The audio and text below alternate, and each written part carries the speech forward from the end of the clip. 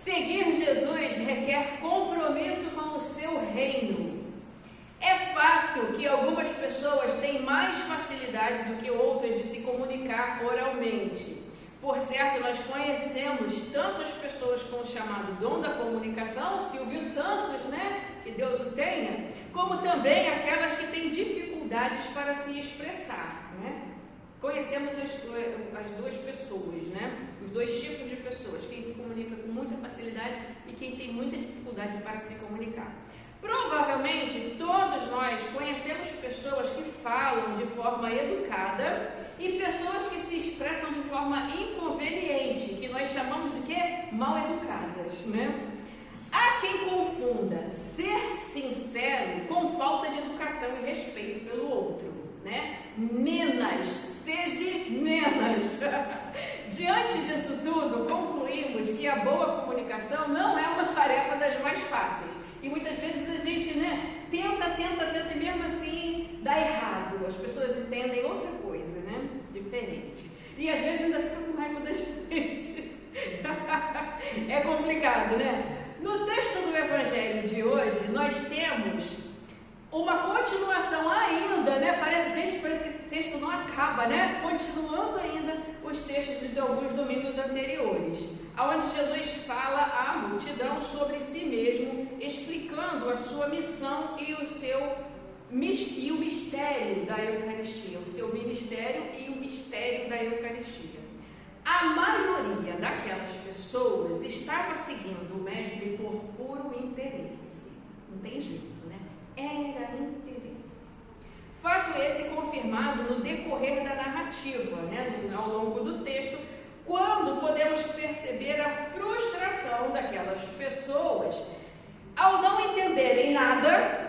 Tiveram alguns ali que não entenderam absolutamente nada, e alguns entenderam bem pouco do que Jesus falava. Alguns ainda tiveram um lampejo, né? Mas outros não entenderam foi nada. Aquelas pessoas que inicialmente estavam maravilhadas com o milagre da multiplicação dos pães e peixes, contudo, ao perceberem o tamanho da responsabilidade e a necessidade de engajamento com os propósitos do reino de Deus, através das explicações de Jesus, ficaram completamente frustradas e confusas.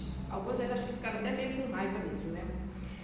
Elas pensavam apenas em quê? Em glórias, bens materiais, comida e bebida, e o tal sacrifício sobre o qual Jesus falava soava-lhes no mínimo como algo estranho, complicado, difícil de entender. Ai, bem diferente de hoje, né? Ah, meu Deus, muito diferente. Elas também não entendiam como que alguém poderia se doar daquela forma, como Jesus estava dizendo que ia fazer, né? E nem como a sociedade, não entendiam como a sociedade poderia vir a ser construída nos padrões da solidariedade e do respeito, do amor fraterno e da partilha. Provavelmente valores que eles nem conheciam na prática, talvez teoricamente, né? Já ouviu falar, não sei o quê. E aí Jesus estava falando ali que o negócio ia ser daquele jeito. Aí como assim? Como assim? Jesus realmente possuía o dom da boa comunicação. Sabia como falar às pessoas que o seguiam. Utilizava exemplos do dia a dia, mas a sua proposta de vida era muito radical e diferente dos padrões da sociedade da sua época. E da nossa, né? Bastante. Por isso, a maioria daquelas pessoas não entendeu, e outras tantas pessoas continuaram não entendendo até os dias de hoje, né? A geração vai, a geração vem, e as pessoas não entendem. Ser um seguidor de Jesus é muitas vezes, sim, andar na contramão da sociedade.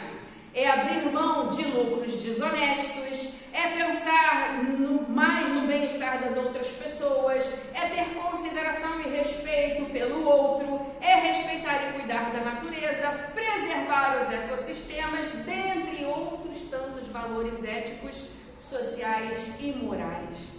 De fato, para quem está imerso em uma sociedade super egoísta, materialista, que só pensa no próprio umbigo, é muito difícil, diria até quase impossível, entender a lógica do Mestre Jesus e seguir a sua filosofia de vida. É quase impossível para algumas pessoas, para muitas pessoas, infelizmente.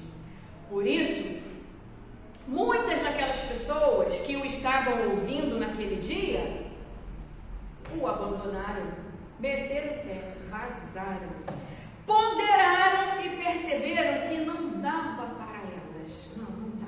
Não era aquilo que elas esperavam de um mestre. As palavras que Jesus lhes falava só poderiam ser completamente entendidas pelo Espírito Santo, através da vontade de deixar tudo e seguir os valores do reino, algo que eles não estavam dispostos. Eles só queriam pães e peixes, bem como hoje pseudo-cristãos só querem mansões, carros, roupas de luxo, viagens, ostentação, etc, etc, etc. Só matéria. De acordo com o texto, muitas pessoas abandonaram Jesus decepcionadas. Como eu disse, como se diz aí fora, meteram o pé, né? Vazaram. Diz o texto, muitos seguidores de Jesus ouviram isso e reclamaram. O que ele ensina é muito difícil. Quem pode aceitar esses ensinamentos? João 6,60. E ainda duvidaram, né? Quem vai aceitar isso? Ninguém vai aceitar isso. Ah, coitados. Continuando. Por causa disso, muitos seguidores de Jesus o abandonaram e não o acompanhavam mais. Versículo 66. Nesse momento, o mestre virou-se para os seus discípulos, aqueles ali mais chegados, né, que ele tinha escolhido a dedo, e lhes perguntou se eles também não queriam aproveitar a oportunidade e também meter o pé, né, e ir embora. E diz o texto, então ele perguntou aos 12 discípulos, será que vocês também querem ir embora? Porque Jesus era assim, não tinha medo dos negócios não, né? Ficava aí de rodeio e meias palavras, ele era na lata mesmo, olha, é isso, e aí, vai? Concorda? Vambora, me segue, vem comigo. Ah, não concorda não? Tá, desculpa, então, pensa, né? Pedro, tomando a palavra, pronunciou uma das mais belas respostas da sua vida, porque Pedro era assim, né? 880. Ou ele falava... os textos registram, né? Ou ele falava uma pataquada, coitado, né? Que Jesus até falou para ele, arreda Satanás, coitado, né? Dá pena. Porque Pedro também era bom da comunicação, mas tinha hora que ele dava umas tropeçadas, né? Então, assim, de vez em quando ele era 880. Ou ele falava um negócio assim completamente absurdo, ou então ele citava assim, né? Falava uma coisa maravilhosa que Jesus, olha, né? Pedro, beleza. E aí, então, Pedro falou uma das citações mais lindas que ele poderia ter falado na vida dele, ou que qualquer ser humano poderia ter falado. Quem é que nós vamos seguir? O Senhor tem as palavras que dão a vida eterna. E nós cremos e sabemos que o Senhor é o santo que Deus enviou. Olha que bonito, gente, dá até inveja, né? Que bonito, que autoria. É uma frase autoral, né? Muito bonita. Que alguém decorou, espero que tenha memorizado direitinho, porque é lindo, né? E aí registrou pra gente até os dias de hoje e futuramente, né? Continuarmos citando Pedro nessa fala maravilhosa dele.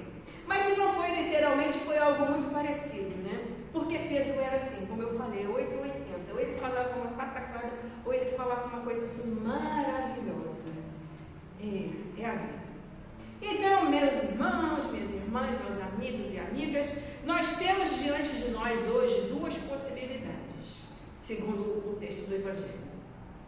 Aceitar o convite de Jesus para viver e construir um mundo novo, uma sociedade justa, sem violência nem desigualdade social, engajando-nos totalmente no serviço do reino, ou, assim como infelizmente agiram aquelas pessoas narradas no Evangelho de hoje, virarmos as costas para Jesus e para o seu reino de paz e justiça.